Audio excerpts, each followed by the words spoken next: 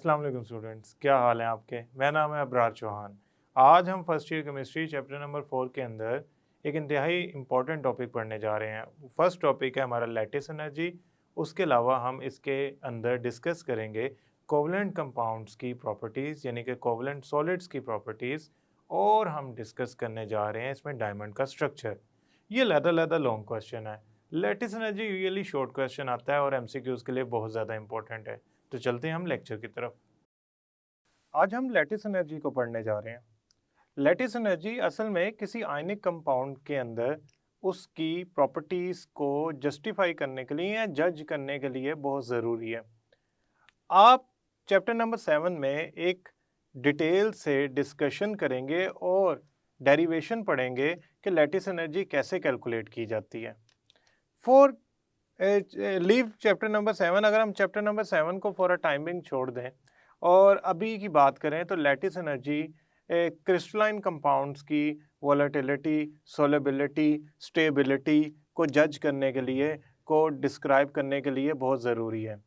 ये वैल्यू हर crystalline compound की different होती है। ये डेफिनेटली डिपेंड करती है कुछ फैक्टर में। ये इस बात पर डिपेंड करती है कि कौन से आयन का मीन्स आयन का जो साइज़ है वो क्या है।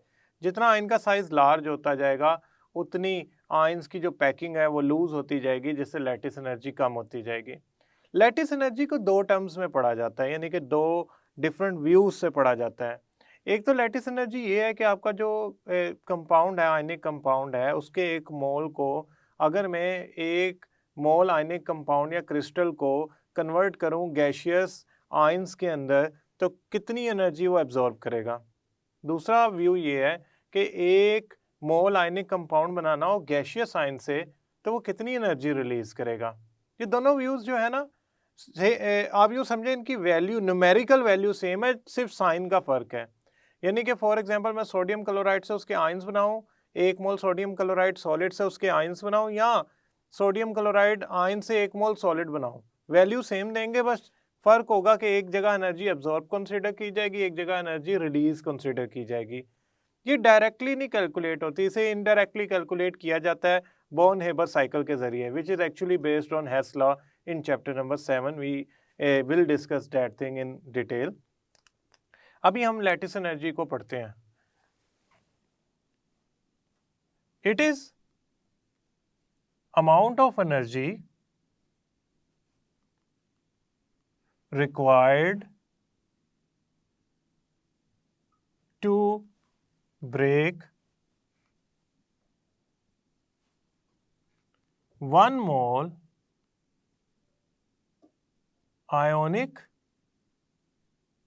crystal lattice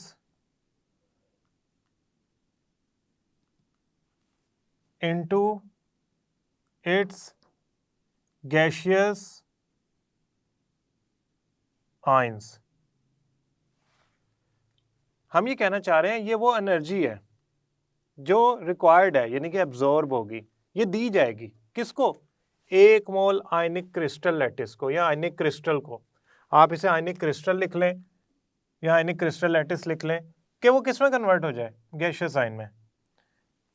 एक मोल सोडियम क्लोराइड का क्रिस्टल लिया, इसको मैंने एनर्जी दी 787 किलो जाउल एक मोल को, तो वो कन्वर्ट हो गया sodium ion gaseous state isolated, chloride ion isolated gaseous state में।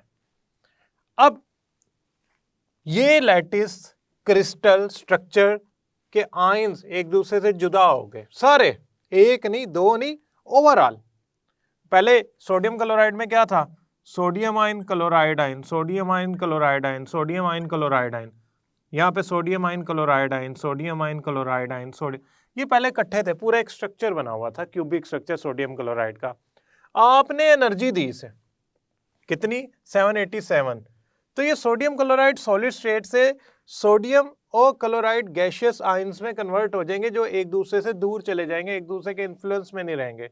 अब ये किस में कन्वर्ट हो गया, सोडियम आयंस में, क्लोराइड आयंस में। ये नेगेटिवली चार्ज होते हैं, सोडियम कौन से होते हैं, पॉजिटिवली चार्ज आयंस। अब ये एक दूसरे के इन्फ्लुएंस में नहीं है, ये आइसोलेटेड हैं, गैशियस हैं, और अब ये अगर अब मैं इसको उल्टा पढ़ता हूँ, मीन्स मैं कहता हूँ ये होगी एक डेफिनेशन। सेकंड डेफिनेशन क्या है? It is amount of energy released. ये वो अमाउंट ऑफ एनर्जी है जो रिलीज होती है, निकल जाती है। कब? When 1 mole of ionic crystal का लैटिस बने फ्रॉम इट्स गैसियस साइन। अब आप कहेंगे सर बात तो वही है ना, वह फर्क इतना है कि अब एरो पहले लेफ्ट से राइट की तरफ था, अब राइट से लेफ्ट की तरफ हो जाएगा। यानी कि अब हमने क्या करना है, सोडियम गैसियस आयन जो अलग-अलग पड़े थे उनको जोड़ देना है क्लोराइड गैसियस आयन से, और इनसे मिलके 1 मोल सोडियम क्लोराइड बना देना है सॉलिड फॉर्म में, क्रिस्टल की फॉर्म में। तो ये आपस में रीअरेंज होकर स्ट्रक्चर बना लेंगे। जो भी सोडियम क्लोराइड का स्ट्रक्चर है क्यूबिक शेप में, वो ये बना लेंगे। अब इस दौरान जो एनर्जी रिलीज होगी वो उतनी होगी जितनी इन्होंने एब्जॉर्ब की है। वो कितनी होगी? -787 किलो जाउल पर मोल। ये कहलाएगी लैटिस एनर्जी। ये दोनों टर्म्स में पढ़ा जाता है, लिखा जाता है, समझा जाता है। यानी कि एक आपके पास आयनिक क्रिस्टल है, फॉर एग्जांपल ये आयनिक क्रिस्टल है, आपने इसको एनर्जी दी, इसके सारे आयंस पॉजिटिव और नेगेटिव चार्जेस यानी कि दोनों कैट आयन और आयन आयंस गैसियस स्टेट में चले गए। Now this will be called gaseous state because ये आपस में अब जुड़े नहीं हुए, एक दूसरे के इन्फ्लुएंस में नहीं है, एक दूसरे से बॉन्डेड नहीं है। तो ये एनर्जी एब्जॉर्ब करके सारा मसला हुआ है। वो एनर्जी जो इन्होंने एब्जॉर्ब किया वो लैटिस एनर्जी कहलाएगी। अगर मैं उसको उल्टा पढ़ूं कि उन आयंस को दोबारा जोड़ के मैं क्रिस्टल बना दूं, 1 मोल क्रिस्टल बना दूं, 1 मोल सोडियम क्लोराइड का या जिस भी स्पीशीज का बनाऊं, फॉर एग्जांपल मैं सोडियम आयोडाइड का बनाता हूं तो 690 किलो जॉल एनर्जी की अमाउंट होगी। अभी चूंकि सोडियम क्लोराइड है लिहाजा उसके मुताबिक होगी अमाउंट, तो वो भी लैटिस एनर्जी की वैल्यू जो है वो तो खैर चेंज होगी सोडियम आयोडाइड के लिए, लेकिन ये लैटिस एनर्जी ही कहलाएगी। यानी कि क्रिस्टल से तोड़ना या जो गैसियस आयन है उनको जोड़ के क्रिस्टल बनाना 1 मोल, वो कहलाती है लैटिस एनर्जी। लैटिस एनर्जी जैसा कि मैंने बताया कि आयनिक कंपाउंड की सोलेबिलिटी, स्टेबिलिटी, वोलेटिलिटी, इसी तरह की बहुत सारी प्रॉपर्टीज को डिस्क्राइब करने के लिए हम फाइंड करते हैं। यानी कि ये जो एक्स्ट्रा ऑर्डिनरी स्टेबिलिटी है आयनिक कंपाउंड की, वो लैटिस एनर्जी के जरिए एक्सप्लेन की जा सकती है। समहाउ लैटिस एनर्जी किन फैक्टर्स पे डिपेंड करती है? लैटिस एनर्जी जिन फैक्टर पे डिपेंड करती है ना, वो है साइज ऑफ आयन पे। साइज ऑफ आयन पे ये डिपेंड करती है। For example sodium chloride 787 kilo जॉल lattice energy है इसकी, यानी कि सोडियम क्लोराइड को तोड़ने के लिए आयंस में इतनी एनर्जी चाहिए। What if I remove chlorine and place it with the iodine, तो सोडियम आयोडाइड की लैटिस एनर्जी होगी 690 किलो जॉल पर मोल। ये कम क्यों होगी? क्योंकि अब मैंने एक छोटे आयन से, क्लोराइड से बड़ा आयन आयोडाइड रिप्लेस कर दिया। सो साइज ऑफ आयन इंक्रीज करेगा तो उससे पैकिंग जो होती है वो लूज हो जाती है, ढीली हो जाती है, जिसकी वजह से होता यूं है पैकिंग लूज हो गई साइज ऑफ आयन बड़ा करने से।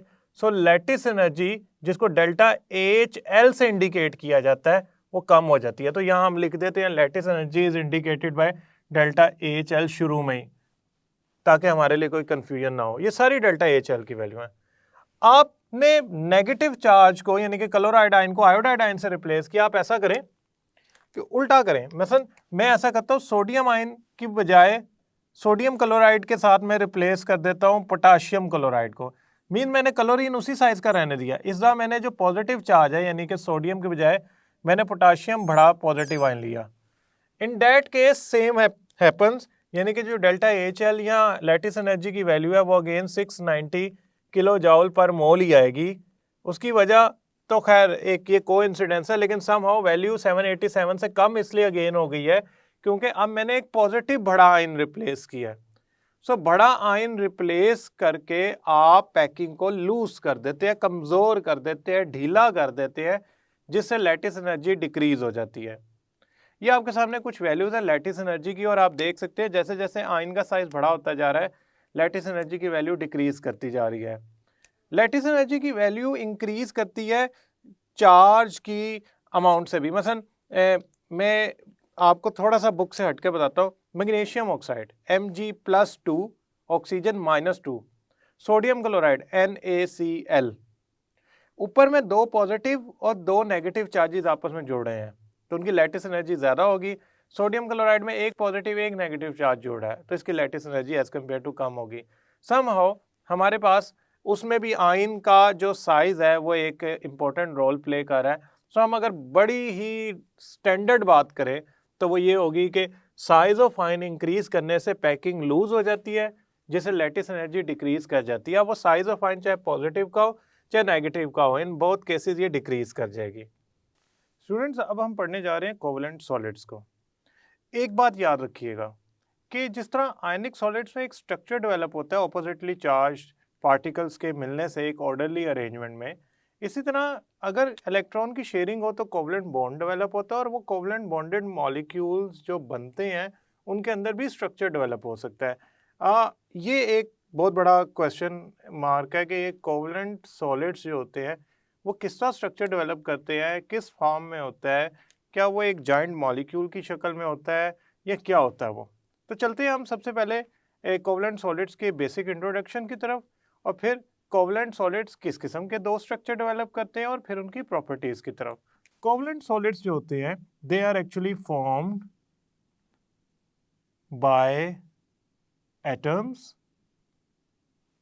ये उन एटम से मिलके बने होते हैं which are या which have covalent bond।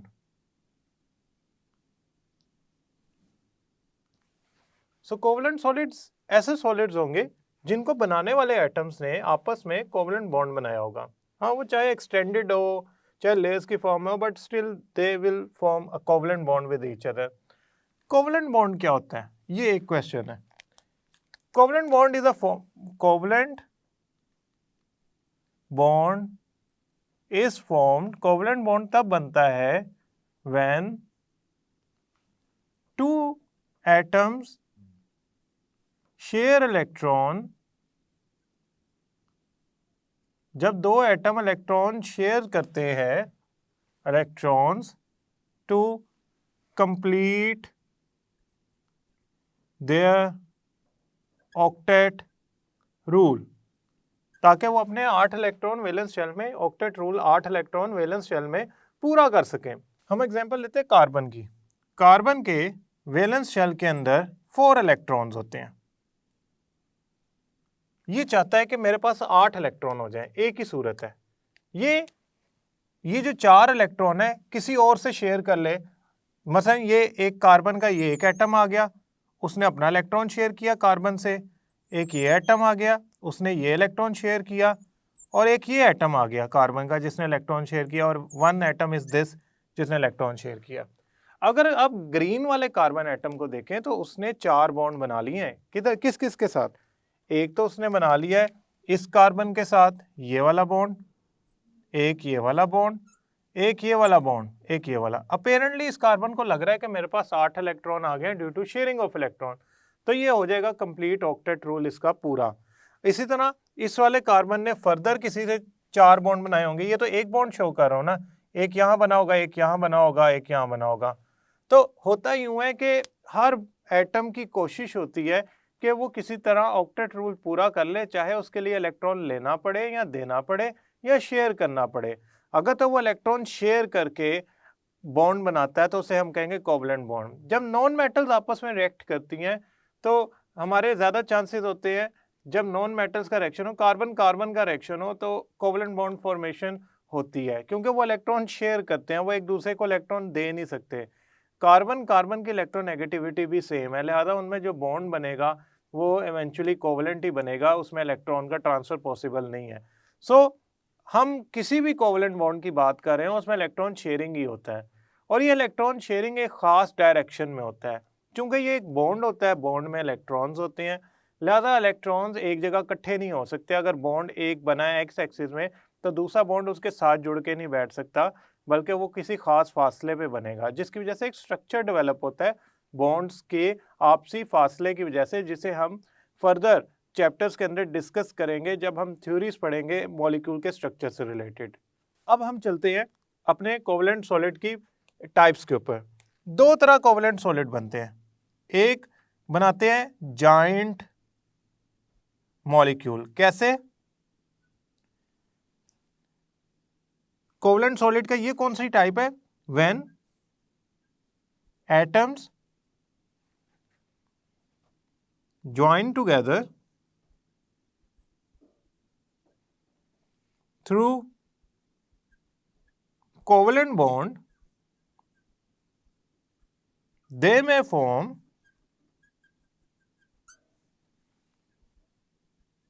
a giant network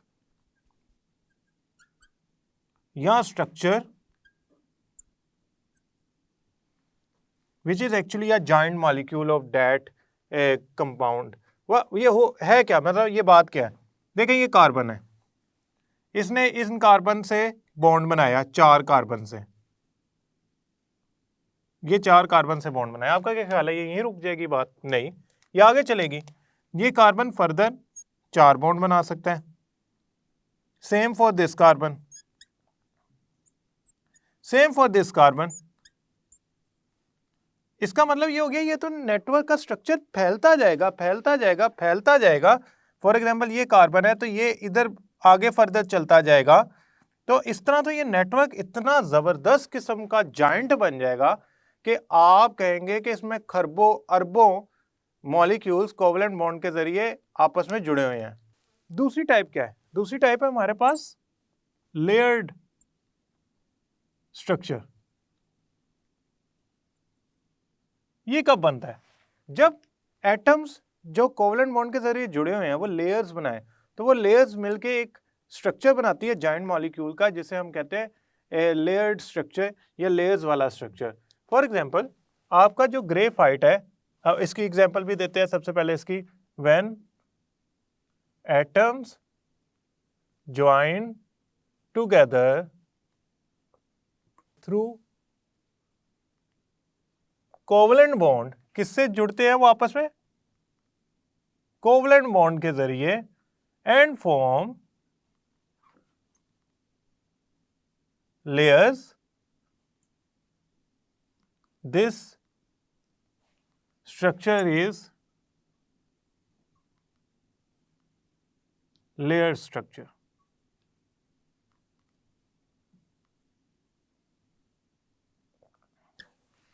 students, layer structure बनाता है ग्रेफाइट। ग्रेफाइट में क्या होता है? कार्बन की लेयर्स होती हैं ऊपर नीचे, और वो आपस में जुड़ी होती हैं।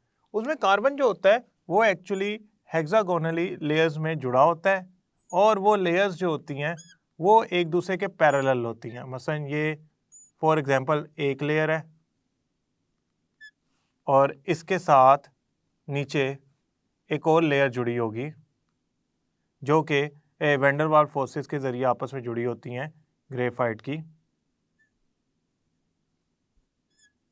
And so on. इसका आसान लफ्जों में मतलब ये है कि ये लेयर्स होती हैं, ये एक जाइंट नेटवर्क स्ट्रक्चर नहीं होता, इसमें लेयर्स बनी होती हैं।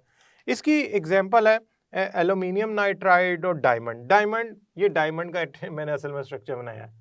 इसकी बोरोन नाइट्राइड और ग्रेफाइट सबसे मशहूर एग्जांपल है। कार्बन के 2 एलोट्रॉप्स हैं, एक लेयर स्ट्रक्चर में पाया जाता है और एक जाइंट मॉलिक्यूलर स्ट्रक्चर में पाया जाता है। ये इतना ज़बरदस्त स्ट्रक्चर होता है कि इससे जो डायमंड के मेल्टिंग पॉइंट्स हैं वो हज़ारों डिग्री में निकल जाते हैं, इतना ये स्ट्रॉन्ग स्ट्रक्चर होता है। वैसे भी कार्बन का जो कोवलेंट बॉन्ड है ना, वो ज़्यादा स्टेबल है, स्ट्रॉन्ग है एज़ कम्पेयर टू कार्बन का किसी और से बॉन्ड बनाना।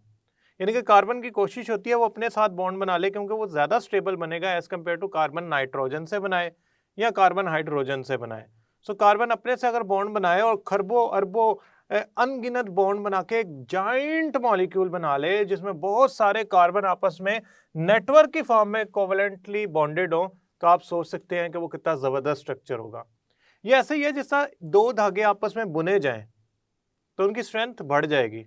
अगर मैं उनको मिलियन एंड बिलियन धागों को आपस में बुन दूं तो उससे कपड़ा बनेगा, और कपड़े की स्ट्रेंथ सादे धागों से बहुत ज्यादा होती है। सेम इसी तरह ये मल्टीपल कोवलेंट बॉन्ड नेटवर्क के स्ट्रक्चर में बुने हुए होते हैं आपस में, और ये एक बहुत स्ट्रॉन्ग स्ट्रक्चर होता है। अब हम चलते हैं इनकी प्रॉपर्टीज की तरफ।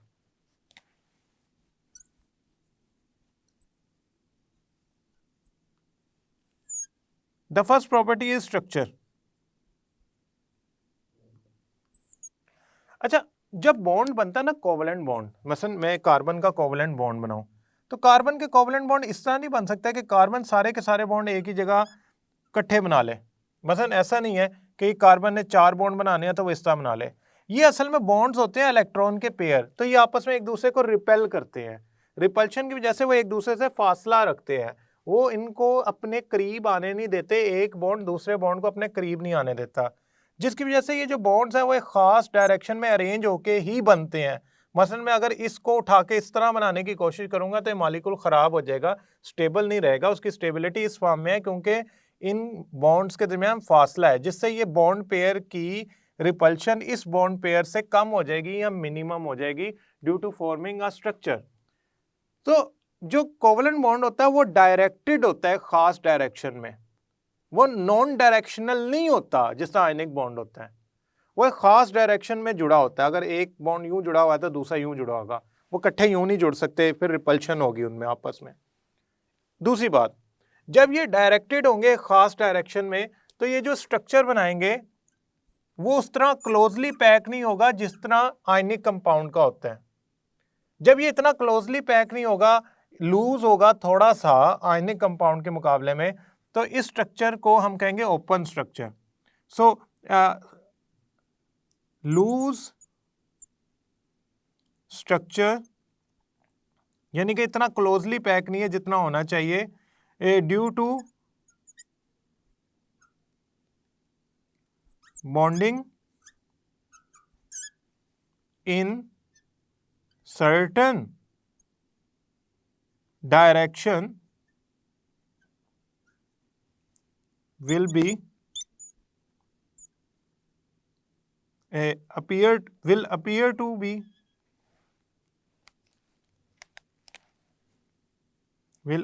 to be an open structure।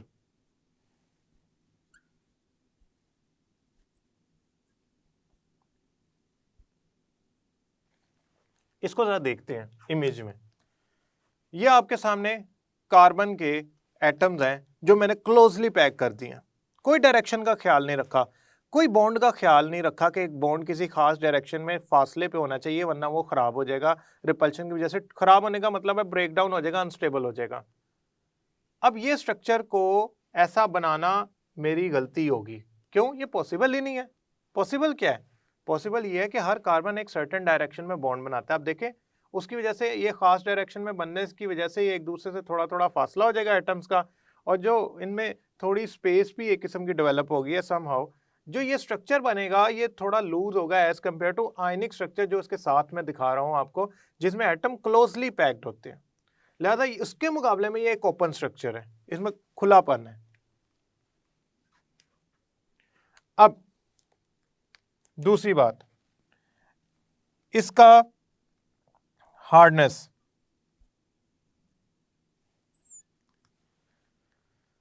अच्छा, इनकी जो हार्डनेस होती है ना वो बहुत ज़्यादा होती है अगर तो ये जॉइंट मॉलिक्यूल की फॉर्म है। मैं डायमंड की बात कर रहा हूँ, उसकी वजह कि एक्सटेंडेड नेटवर्क स्ट्रक्चर होता है जिसमें बहुत स्ट्रॉन्गली हेल्ड होते हैं, ये बहुत स्ट्रॉन्गली हेल्ड होते हैं, ये इनमें हार्डनेस ज़्यादा होती है। मतलब आप डायमंड के बारे में क्या सोच सकते हैं कि वो एक सॉफ्ट मटेरियल है? No, it is a hard material. उसकी वजह उसके पास कोवलेंट बॉन्ड है, एक नेटवर्क स्ट्रक्चर है। यहाँ पे एक थोड़ी सी डिफरेंट बात आती है कि ग्रेफाइट का क्या बिहेवियर है। ग्रेफाइट चूंकि लेयर्स की फॉर्म में है, लिहाजा लेयर्स एक दूसरे के ऊपर स्लिप कर सकती हैं, उसकी वजह इनमें मौजूद वीक फोर्सेस है, लिहाजा ये as compare to diamond soft होगा। लेकिन अगर मैं कोवलेंट कंपाउंड्स में एक मतलब इस सिनेरियो को छोड़ दूं तो कोवलेंट कंपाउंड्स की बात करूं तो इनकी हार्डनेस बेहतर होती है, ज्यादा होती है, कम नहीं होती। कंडक्टिविटी,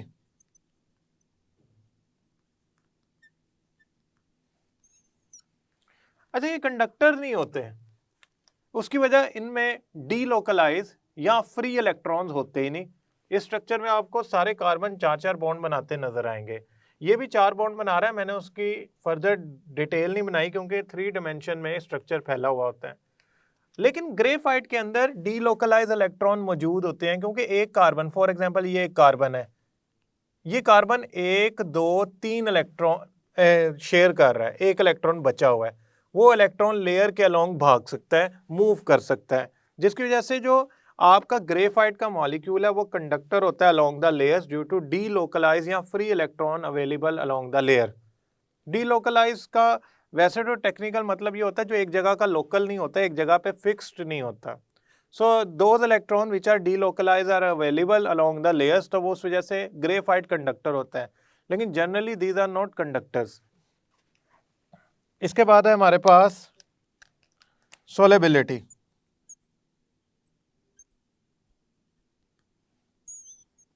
सोलेबिलिटी स्टूडेंट, जो सोलेबिलिटी है, अगर तो मैं बात करूं जनरल, तो अगर कोवलेंट कंपाउंड्स की बात की जाए तो ये पोलर सॉल्वेंट्स के अंदर हल नहीं होते। एक और बात है, अगर तो मैं डायमंड वगैरह या ग्रेफाइट की बात करूं तो ये इतने जॉइंट मॉलिक्यूल्स हैं, ये as a single molecule behave कर रहे होते हैं और इसमें मौजूद इतने ज़्यादा बॉन्ड्स तोड़ना और फिर डिसॉल्व करना नॉन पोलर के बस की बात भी नहीं होती। लिहाजा ये डायमंड टाइप चीज़ें तो बिल्कुल ही नहीं डिसॉल्व होंगी ना। लेकिन अगर मैं वैसे बात करूं तो covalent solid non polar compounds में अपनी नेचर सेम होने की वजह से डिसॉल्व होते हैं, पोलर कंपाउंड में ये डिसॉल्व नहीं होते क्योंकि पोलर की नेचर डिफरेंट होती है। रिएक्टिविटी,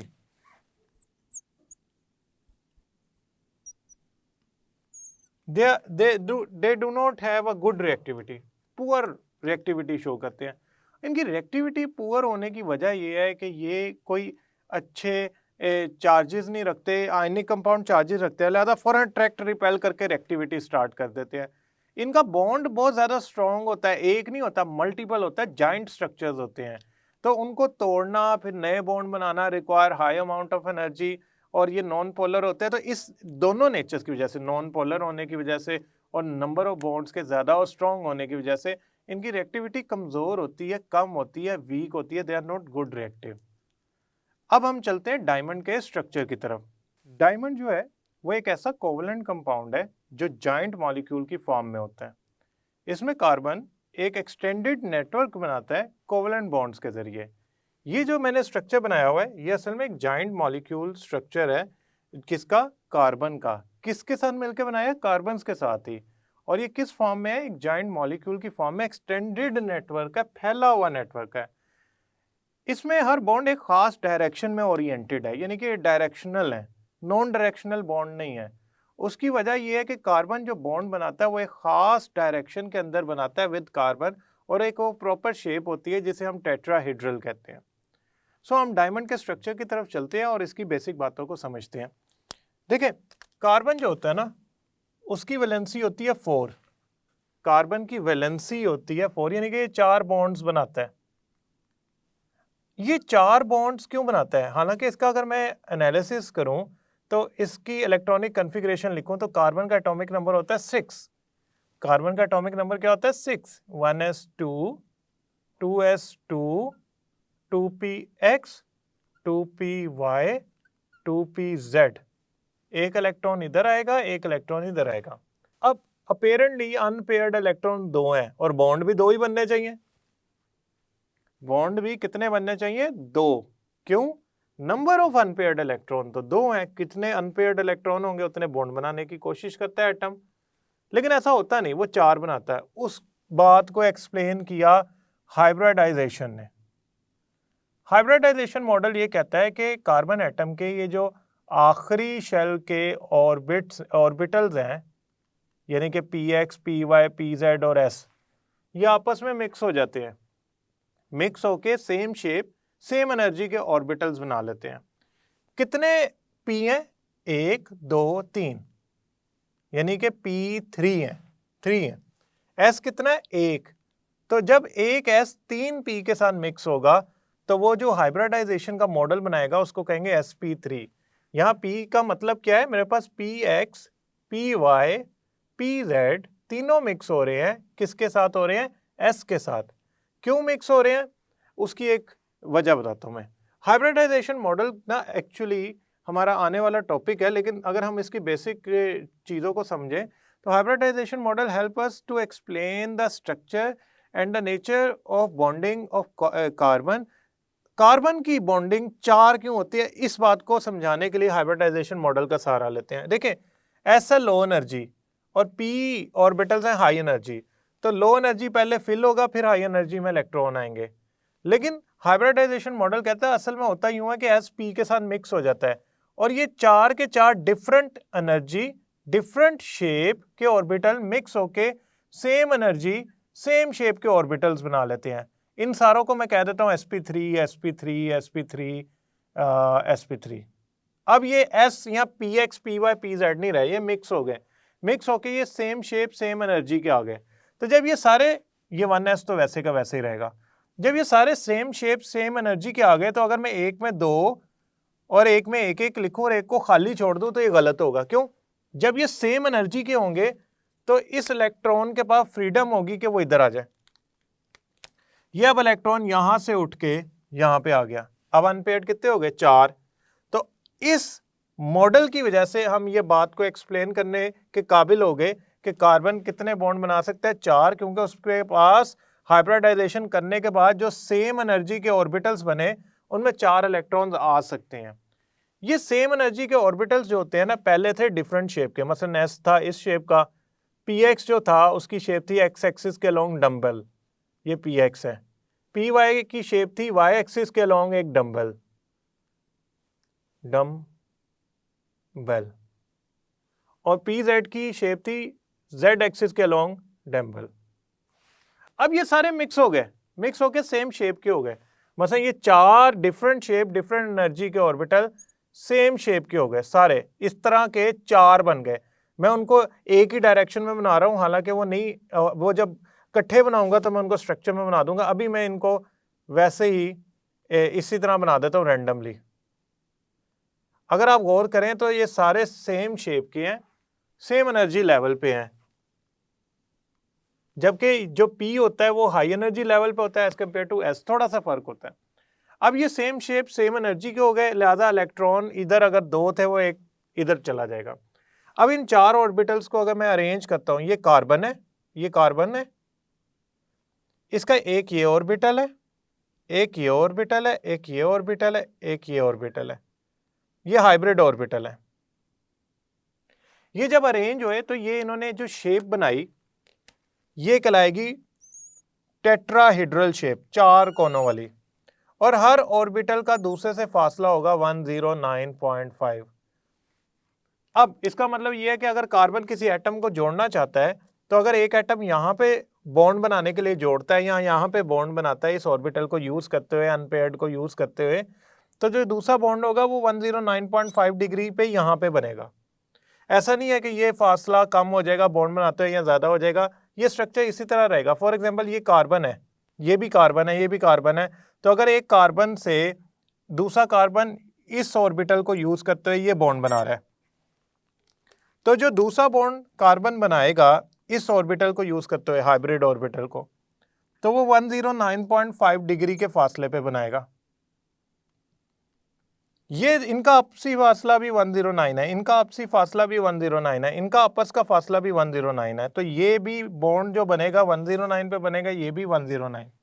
उसकी वजह ड्यू टू रिपल्शन ये एक ऐसी शेप अटेन कर लेते हैं जिसमें इनके बॉन्ड जो होते हैं एक दूसरे से खास फासले पे चले जाते हैं और एक स्टेबल स्ट्रक्चर बन जाता है। समहाउ हम अगर इस स्ट्रक्चर को देखें तो ये टेट्राहेड्रल है। क्यों?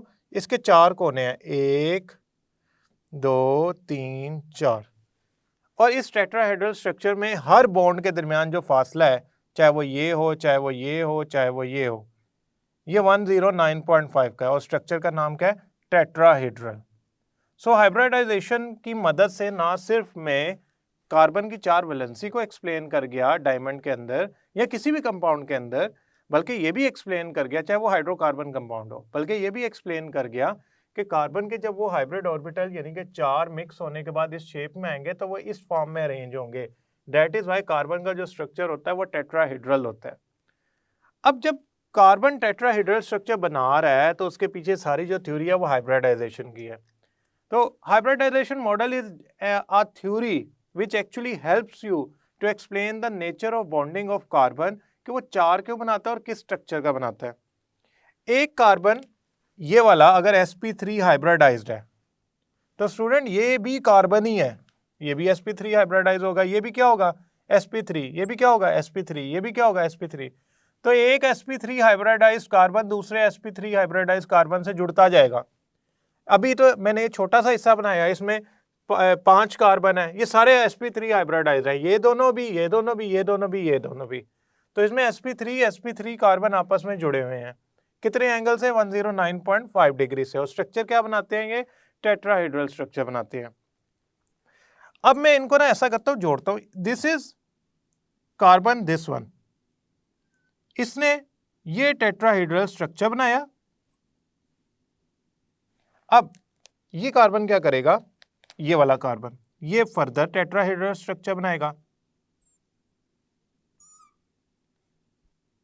तो आपके ख्याल में ये दो कार्बन तो नहीं बचे रहेंगे ना, ये भी कोशिश करेंगे टेट्राहेड्रल स्ट्रक्चर बनाने की।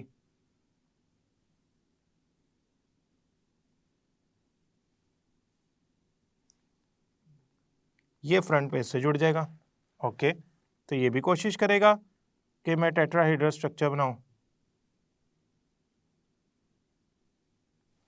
अगर आप गौर करें तो हो क्या रहा है, ये स्ट्रक्चर शुरू हुआ था इस कार्बन से बनाना, मैंने बनाना शुरू किया था, ये तो एक्सपेंड होता जा रहा है। ये तो कार्बन मैं जरा प्रॉपरली बना लेता हूँ, और ये इसके साथ जोड़ना है हमने। This should be joint with this carbon. तो इसको भी थोड़ा सा बड़े साइज का बना लेते हैं ताकि हमारे स्ट्रक्चर में किसी किस्म का कोई एग्जामिनर को मसला नजर ना आए। अब इससे आगे क्या होगा? इससे आगे ये होगा कि ये फर्दर कार्बन स्ट्रक्चर बनाएगा टेट्राहेड्रल। तो आपके ख्याल में क्या ये नहीं बनाएगा? डेफिनेटली ये भी बनाने की कोशिश करेगा टेट्राहेड्रल स्ट्रक्चर। अब ये हो क्या रहा है? ये स्ट्रक्चर फैलता जा रहा है, ये इधर टेट्राहेड्रल स्ट्रक्चर बनाने की कोशिश करेगा, ये इधर, ये इधर, ये स्ट्रक्चर चारों तरफ फैलता जाएगा और एक जाइंट नेटवर्क स्ट्रक्चर बना लेगा। वो जाइंट नेटवर्क स्ट्रक्चर इतना बड़ा होगा कि उसमें अरबों खरबों उससे भी ज्यादा एटम्स आपस में जुड़े होंगे थ्रू कोवेलेंट बॉन्ड। ये एक ओपन स्ट्रक्चर है, ये आपको उसका क्लोजली पैक नहीं लग रहा। क्यों? वजह क्या है? इसमें ये बॉन्ड्स हाइब्रिडाइजेशन करने के बाद एक खास एंगल पे अरेंज हुए हैं, ये इकट्ठे जुड़ नहीं सकते, लिहाजा इनमें आप फासला है। ये आपके सामने एक स्ट्रक्चर है, इसमें ये पहला टेट्राहेड्रल स्ट्रक्चर बना, उसने आगे बनाए, फिर आगे बनाए, ये बनाता जा रहा है। और देखिए आप एक ओपन स्ट्रक्चर बनता जा रहा है। उसकी वजह क्या है? एक खास डायरेक्शनल बॉन्ड होने की वजह से। खैर समहाउ ये एक इंतहाई फैला हुआ जाइंट मॉलिक्यूल बन रहा है जिसमें बहुत सारे कोवेलेंट बॉन्डेड कार्बन एटम्स हैं। हर कार्बन एटम, अगर मैं हर कार्बन एटम की दूसरे कार्बन एटम से फासले की बात करूं, मतलब ये बॉन्ड लेंथ की बात करूं, तो ये होती है 154 पिकोमीटर। पिको का मतलब होता है 10⁻⁻12। अगर ये 154 पिकोमीटर है ना, तो ये भी 154 है, ये भी 154 है, ये भी 154 है। बस ये थोड़ा सा मेरी तरफ को निकला हुआ बॉन्ड, ये राइट साइड पे जा रहा है, ये लेफ्ट साइड पे जा रहा है। तो ये structure covalently bonded expanded structure बन रहा है। मतलब ये इससे फर्दर जो है कोशिश करेगा फैलने की, और ये कार्बन फर्दर 4 बॉन्ड बनाने की कोशिश करेगा। अपेरेंटली ये जो स्ट्रक्चर बन रहा है ये क्यूबिक फॉर्म में आपके सामने है। ये जो क्यूब मैंने आपको दिखाया है, that cube actually has 18 carbon, 8 corners पे हैं, 6 सेंटर्स में है। देखें जरा, फेस सेंटर में है, फेस के सेंटर में है 6, 8 कॉर्नर्स पे हैं, 6 फेस के सेंटर में क्यूबिक स्ट्रक्चर है डायमंड का, और 4 जो है वो बाकी टेट्राहेड्रल जो स्ट्रक्चर बनाना है उसके 4 है, ये अंदर हैं इस क्यूब के, ये 4 वाले कार्बन। तो टोटल ये बन गए कॉर्नर्स वाले, फेस सेंटर वाले, कॉर्नर 8, फेस सेंटर वाले 6, और ये जो बाकी 4 टेट्राहेड्रल स्ट्रक्चर के बाकी जो कार्बन है वो, ये टोटल बन गया आपके पास 18 कार्बन का ये क्यूबिक स्ट्रक्चर बन गया। अगेन मैं थोड़ा सा इसको रिवाइज करवा दूं, अगर आप इस बात को समझ गए तो समझे आपको डायमंड का स्ट्रक्चर आ गया। डायमंड कोवेलेंट सॉलिड है, जाइंट मॉलिक्यूल है, इसमें कार्बन के एटम्स कोवेलेंट बॉन्ड बनाकर एक दूसरे से जुड़े होते हैं और वो कोवलेंट बॉन्ड एक नेटवर्क की फॉर्म में फैला होता है between carbon atoms. Carbon hybridization करके अपने ऑर्बिटल्स जो मुख्तलिफ है उनको सेम कर लेता है ताकि वो 4 बॉन्ड बना सके। वो 4 बॉन्ड हाइब्रिडाइजेशन मॉडल ना एक्चुअली एक बहुत डिटेल कॉन्सेप्ट है जो हम आगे जाके पढ़ लेंगे, अभी आपने इतना ही लिखना है। आपने बताना है कि जब हाइब्रिडाइजेशन हो जाती है तो कार्बन एक टेट्राहेड्रल स्ट्रक्चर की फॉर्म में आ जाता है और बॉन्ड बनाता है 109.5 डिग्री के फासले से एक कार्बन का दूसरे कार्बन से बॉन्ड। ये टेट्राहेड्रल स्ट्रक्चर में जो कार्बन और कार्बन का फासला है वो 154 पिकोमीटर है और हर कार्बन sp3 हाइब्रिडाइज होगा।